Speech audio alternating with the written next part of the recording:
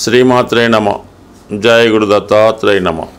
ఈ వీడియోలో మనం జూన్ 6వ తారీఖు వరకు కర్కాటక రాశిలో కుజగ్రహ సంచారం ఈ అబ్బాయిలు అమ్మాయిల యొక్క వివాహ వ్యవస్థ మీద, అలాగే ఆలస్య వివాహానికి కారణమైనటువంటి ఈ కుజగ్రహం ఈ కర్కాటక రాశిలో ఉండడం వల్ల ఎందుకు వివాహాలు ఆలస్యం అవుతున్నాయి, వివాహ సంబంధాలు కుదరకుండా, ముఖ్యంగా అబ్బాయిలు ఎందుకు వివాహంలో లేట్ అవ్వడం, వారి జీవితంలో సరిగ్గా సెటిల్ అవ్వలేకపోవడానికి కారణమైనటువంటి కుజగ్రహం ప్రస్తుతం కర్కాటక రాశిలో ఈ నెల అంటే ఇంచుమించు జూన్ 6వ తారీఖు వరకు ఆ రాశిలోనే ఉండడం జరుగుతూ ఉంటుంది.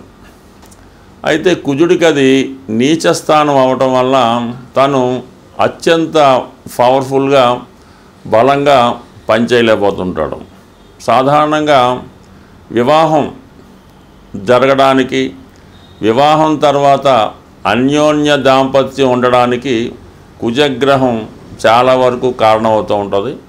అయితే ఎక్కువగా అమ్మాయిల జాతకంలో కుజుడు భర్త యొక్క స్థాయిని, ఎటువంటి భర్త వస్తాడు, అలాగే జాతకంలో కుజదోషం ఎంతవరకు ఉంటుంది, ఇవన్నీ కూడా ఎస్పెషల్లీ అమ్మాయిల జాతకంలో కుజుడు ఎంత బలంగా ఉంటే వారికి వివాహం అంత తొందరగా అవ్వడం, అలాగే వివాహం తర్వాత కూడా అన్యోన్యంగా ఉండడం, అలాగే తొందరగా సంతానం కలగడానికి కూడా కుజుడే కారణం అవుతుంటాడు. అయితే అబ్బాయిల జాతకంలో కుజుడు ఎంత బలంగా ఉంటే ఆ అబ్బాయి అంత తొందరగా జీవితంలో తొందరగా చదువు పూర్తి చేసి ఎంబటనే ఉద్యోగంలో చేరి వివాహం కూడా తొందరగా జరగడానికి, అంటే తొందరగా సెటిల్ అవ్వడానికి మగవారి జాతకంలో కుజుడు అత్యంత బలంగా ఉంటే ఆ బలం యొక్క స్థాయిని బట్టి అబ్బాయి యొక్క భవిష్యత్తు, అతని వివాహం, అతని క్యారెక్టరు ఇవన్నీ కూడా ఆధారపడి ఉంటాయి. మరి అబ్బాయిల జాతకంలో శుక్రుడు కూడా భార్య యొక్క స్థాయిని చెప్పడం జరుగుతూ ఉంటుంది. శుక్రుడు అబ్బాయి జాతకంలో ఎంత బలంగా ఉంటే అంత అందమైనటువంటి, బాగా స్థిరపడినటువంటి మంచి డౌరీతో మంచి భార్య రావడం జరుగుతూ ఉంటుంది. అలాగే శుక్రుడు పాపగ్రహాలతో కలిసి ఉన్న, పాప రాశుల్లో ఉన్నా కూడా వివాహం ఆలస్యం అవడం, తొందరగా జరగకపోవడానికి కూడా కారణం అవుతుంటుంది. అంటే ముఖ్యంగా ఈ శుక్రుడు రవితో కంబస్ట్ అయి ఉన్న, రవికి బాగా దగ్గరగా ఒకే డిగ్రీలో ఉన్నా కూడా వివాహం జరగడం అన్నది చాలా కష్టం అవుతుంటుంది. వివాహం తర్వాత కూడా వివాహ బంధం అన్నది చాలా ఇబ్బంది పెట్టడం కూడా జరుగుతూ ఉంటుంది. అంటే సుమారుగా చెప్పాలంటే ఎక్కువ వివాహ వ్యవస్థ మీద మనం ఎక్కువగా కుజుడినే తీసుకోవడం జరుగుతూ ఉంటుంది. కుజుడు ఉన్న స్థానాలను బట్టి కుజదోషం నిర్ణయించడం జరుగుతుంది. కానీ శుక్రుడు కూడా ఈ వివాహ విషయంలో చాలా ప్రాధాన్యత చూపడం జరుగుతూ ఉంటుంది. అందుకని శుక్రుడికి అలాగే మన కుజుడికి సరైనటువంటి అవగాహన, సరైనటువంటి స్థానాల్లో ఉన్నప్పుడు కూడా ఆ వివాహ వ్యవస్థ చాలా అనుకూలంగా ఉండే అవకాశం ఉంది. ఉదాహరణకి ఎవరి జన్మ జాతకంలో అయినా ఈ శుక్ర కుజగ్రహాలు కలిసినప్పుడు వాళ్ళ జీవితంలో వివాహం తర్వాత ఎంత కొట్లాడుకున్నా తిరిగి మళ్ళా కలుసుకోవడానికి కూడా కారణం అవుతూ ఉంటుంది. అందువల్ల ఏంటంటే ముఖ్యంగా జాతక పరిశీలనలో అమ్మాయిల యొక్క జాతకం చూసినప్పుడు ఆ కుజుడు యొక్క స్థితిని బట్టి, కుజుడు ఉన్నటువంటి స్థానాలు, కుజుడు ఏ గ్రహాలతో కలిసి ఉన్నాడు, పాపగ్రహాల వీక్షణ ఉందా, వీటన్నిటి బట్టి ఎప్పుడు వివాహం అవుతుంది, వివాహం తర్వాత ఏ విధంగా ఉంటుంది, ఏ వైపు నుంచి భర్త వచ్చే అవకాశం ఉన్నది 100% ఈ కుజుడు బట్టి అమ్మాయిల జాతకంలో చెప్పడం జరుగుతూ ఉంటుంది. అలాగే అబ్బాయిల జాతకంలో శుక్రుడు ఉన్న స్థితిని బట్టి అబ్బాయికి ఎప్పుడు వివాహం జరగవచ్చు, వచ్చిన భార్య ఏ విధంగా ఉంటుంది, వివాహం తర్వాత జాతకుడు అదృష్టవంతుడవుతాడా, దురదృష్టవంతుడవుతాడా అన్నది కూడా అబ్బాయి యొక్క జాతకంలో శుక్రుడిని బట్టి కూడా ఉండడం జరుగుతూ ఉంటుంది. సో ఇప్పుడు మనం ఈ కుజుడు ఇంచుమించుగా మనకి జూన్ 6వ తారీఖు వరకు కర్కాటక రాశిలో సంచరిస్తూ ఎక్కువగా పుష్యమి, ఆశ్లేష నక్షత్రాల మీద ఎక్కువ సంచారం చేయడం జరుగుతుంటుంది. ఈ ప్రభావం వివిధ రాశుల వారి మీద ఏ విధంగా ఉంటుంది, వారు తొందరగా వివాహం జరగాలన్నా, వివాహం జరిగి కూడా ఇబ్బందుల్లో ఉన్నవాళ్ళు ఎటువంటి పరిహారాలు చేసుకోవాలి అన్న విషయాన్ని ఈ వీడియోలో కొద్దిగా డీటెయిల్గా తెలుసుకునే ప్రయత్నం చేద్దాం. స్వస్తి.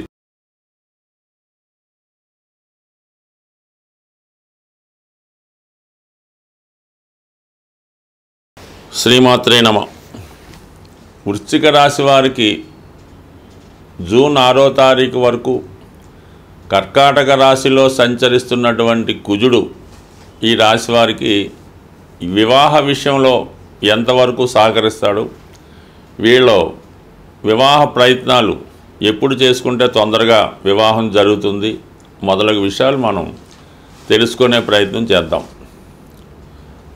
ఈ కర్కాటక రాశి వారికి కుజుడు రాస్యాధిపతి, అలాగే షష్టాధిపతి అవడం వలన వీరి యొక్క ప్రయత్నం ఎప్పుడు విజయం వైపు, సక్సెస్ వైపు ఉండడం జరుగుతుంటుంది. అంటే వీళ్ళు ఏ ప్రయత్నం చేసినా ఆ పని సక్సెస్ అయ్యేంత వరకు కూడా వాళ్ళు నిద్రపోరు, పక్కవారిని నిద్రపోనివ్వకుండా అదే ప్రయత్నం చేయడం జరుగుతూ ఉంటుంది. మరి ఇప్పుడు 9వ స్థానంలో సంచరిస్తున్నాడు కుజుడు. అంటే తన ఉన్న రాశి నుంచి ఈ రాశ్యాధిపతి కుజుడు 9లో ఉండడం అన్నది చాలా వరకు అదృష్టం అనే చెప్పొచ్చు ఈ రాశి వారికి. 9వ స్థానం ఏం చెప్తుంది? ఉన్నత విద్య. అలాగే ముఖ్యంగా స్త్రీలకి 9వ స్థానంలో శుభగ్రహాలు వచ్చినా కూడా వారి యొక్క వివాహం తొందరగా జరుగుతుంది. ముఖ్యంగా స్త్రీలకి వారి యొక్క జాతక పరిశీలించినప్పుడు ఇంపార్టెంట్గా 9వ స్థానమే వాళ్ళది ఇంపార్టెంట్గా చూడవలసింది. అంటే వాళ్ళ యొక్క నడవడిక, వారి ఆచార సాంప్రదాయాలు ఏ విధంగా ఉంటాయి, దాని తర్వాత వారి వివాహం ఎప్పుడు జరుగుతుంది, వివాహం యొక్క అదృష్టం ఏ విధంగా ఉంటుంది, అలాగే ముఖ్యంగా సంతానం. కంపల్సరీగా ఈ రాశి వారికి సంతానం కలగాలంటే, స్త్రీలకి సంతానం కలగాలంటే 9వ స్థానం యాక్టివేట్ అయి శుభగ్రహ వీక్షణ ఉన్నప్పుడు కంపల్సరీగా సంతానం కలుగుతుంది. మరి ఈ కారణం వల్ల ఈ స్త్రీలకి, అంటే కుజుడు మంగళకారకుడు, కొన్ని విషయాల్లో పాపగ్రహం, క్రూరగ్రహం, అగ్నితత్వగ్రహం అయినప్పుడు కూడా వివాహానికి కుజుడు శుభుడే అవుతుంటాడు. అంటే వివాహ ప్రయత్నాలకి, వివాహ కార్యక్రమాలకి కుజుడిని శుభగ్రహంగా భావించాలి. అలాగే భూములు సంబంధించిన విషయంలో కూడా మనకు అనుకూలంగా ఉండాలంటే కుజుడు శుభుడుగానే పనిచేస్తూ ఉంటాడు. మరి ఇప్పుడు ఈ రాశిలో ఉన్నటువంటి స్త్రీలకి వివాహ విషయంలో చాలా క్లియర్ కట్గానే ఉండడం జరుగుతుంది. ముఖ్యంగా ఏంటంటే ఈ కుజుడు భాగ్యస్థానంలో ఉండడం వల్ల బాగా స్థిరపడినటువంటి మంచి సాంప్రదాయాలు కలిగినటువంటి ఉద్యోగస్తుడైనటువంటి భర్త రావడం జరుగుతుంది. అయితే ఇందులో దూర ప్రాంతంలో, విదేశంలో ఉన్నటువంటి భర్త ఈ సమయంలో ఈ రాశి వారికి వచ్చే అవకాశం ఉంది. అంటే 9వ స్థానమే మనకి విదేశ ప్రయాణం చెప్తూ ఉంటుంది. అది సహజంగా జలతత్వ రాశి అవ్వడం వల్ల, చంద్రుడి యొక్క రాశి అవ్వడం వల్ల కంపల్సరీగా ఇప్పుడు ఈ రాశి వారికి వివాహం అంటూ నిశ్చయం అయితే దూర ప్రాంతంలో ఉన్నటువంటి భర్త వచ్చే అవకాశం ఉంది. అది విదేశం అవ్వచ్చు, లేదా ఏ ముంబయో, మహారాష్ట్ర లాంటి దూర ప్రాంతం కూడా జరిగే అవకాశం ఉన్నది. కాబట్టి స్త్రీలకి వివాహ అవకాశాలు ఎక్కువగా ఉన్నాయి. దీన్ని సపోర్ట్ చేస్తూ ముఖ్యంగా శుక్రుడు, సప్తమాధిపతిగా ఉన్నటువంటి శుక్రుడు 5వ స్థానంలో ఉచ్చులో ఉన్నాడు. అంటే చాలా వరకు పెద్దలు కూర్చున్నా, వీరు నిర్ణయించుకున్న, వీరి మనసుకు నచ్చినటువంటి భార్య, అంటే అబ్బాయిలకి వీరికి నచ్చినటువంటి భార్య రావడం, వీళ్ళు ఏ విధంగా వీళ్ళ యొక్క కాబోయే భార్య ఉండాలనుకుంటున్నారో ఆ విధంగా ఉండే అవకాశం ఉంది. అంటే మీనరాశిలో శుక్రుడు ఉచ్చులో ఉండడం వల్ల కొద్దిగా అందంగా, సౌందర్యంగా, ఆరోగ్యంగా కనబడే అమ్మాయి, మంచి సాంప్రదాయ కుటుంబానికి చెందినటువంటి అమ్మాయి వచ్చే అవకాశం ఉంది. ఇక్కడ మీకు ఏమైందంటే ఈ మే 15వ తారీఖు వరకు కూడా ఈ గురువు శుక్రుల మధ్య పరివర్తన జరిగింది. ఆ కారణం వల్ల ఈ మే 15వ తారీఖు లోపల వివాహం అంటూ కుదిరితే అది కంపల్సరిగా మీరు ముందు అనుకున్నటువంటి ఎవరినైతే చాలా కాలంగా ఇష్టపడి చేసుకుందాం అనుకుంటున్నారో అటువంటి అమ్మాయి కాకుండా సడన్గా పెళ్లి కూతురు మారే అవకాశం ఉంది. అంటే అమ్మాయికి అబ్బాయి కూడా మారే అవకాశం ఉంది. కాబట్టి ఏదైనా సాంప్రదాయ వివాహం జరుగుతుంది. ఇష్టపడిన అమ్మాయి అబ్బాయి అవ్వాలంటే మే 15 తర్వాత కూడా స్త్రీలకి అష్టమ స్థానమే మాంగళ్య స్థానం. కాబట్టి ఇవన్నీ కూడా ఈ రాశి వారికి ఎక్కువ ఛాన్సు. అమ్మాయిలకి వివాహానికి 100% ఛాన్స్ ఉంటే అబ్బాయిలకి 70% ఛాన్సు వివాహానికి ఉన్నది. స్వస్తి. వివాహం ఆలస్యం అవుతున్నవారు, వివాహం తర్వాత భార్యాభర్తల మధ్య విభేదాలు ఉన్నవాళ్ళు, తొందరగా వివాహం కావాలన్నా ఏదైనా ప్రతిదానికి ఒక పరిహారం ఉంటుంది. కాబట్టి సాధ్యమైనంత వరకు ఈ సుబ్రహ్మణ్య స్వామి ఒకటి కారణం అవుతుంటారు, ఆంజనేయ స్వామి కూడా ఒకటి కారణం అవుతుంటుంది. అంటే మనకి కలియుగంలో హనుమాను తొందరగా అనుగ్రహించే గ్రహం. కాబట్టి ముఖ్యంగా ఒక 8 మంగళవారాలు ఆంజనేయ స్వామి వారి ఆలయంలో 108 తమలపాకులు, ఒక 5 బాగా ముగ్గిన అరటిపళ్ళు, కొద్దిగా సింధూరం, ఒక కొబ్బరికాయ ఇవి తీసుకొని స్వామివారికి తమలపాకులతో అర్చన జరిపించి ఒక 8 మంగళవారాలు కంప్లీట్గా అర్చన చేయవలసి ఉంటుంది. మధ్యలో ఏదన్నా ఆటంకం వస్తే దాన్ని కంటిన్యూ చేసుకోవచ్చు. అయితే ముఖ్యంగా స్త్రీలు వేకువజామునే లేచి ఈ స్నానం చేసేటప్పుడు ఆ నీళ్ళలో కొద్దిగా పసుపు కలిపి మంగళ స్నానం చేసిందాకా తలక స్నానం అది చేయవలసి ఉంటుంది. సాంప్రదాయ దుస్తులు ధరించవలసి ఉంటుంది.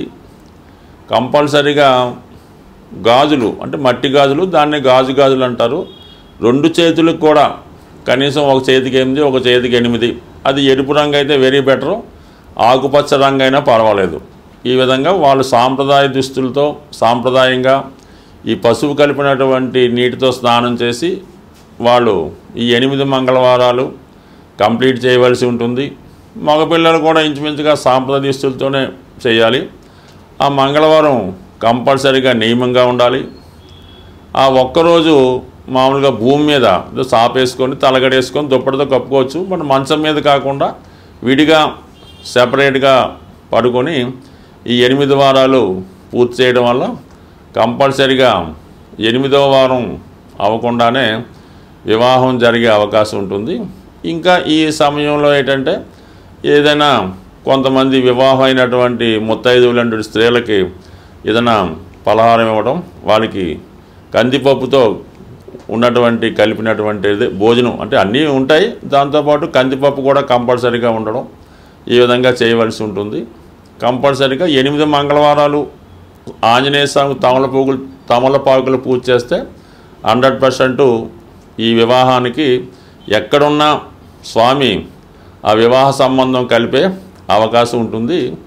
సరే, ఇది కొంతవరకు ఉంది. కొంతమంది ఈ మంగళవారం రోజు చీమలకి పంచదార బియ్యం పిండి ఆహారంగా వేయటం వల్ల, లేదంటే చెరువులో ఈ నదుల్లో ఉన్నటువంటి చేపలకి ఆహారంగా ఏదైనా బిస్కెట్లో పేలాలో అవి వేయడం వల్ల అనేక రకాలు పరిహారాలు ఉంటాయి.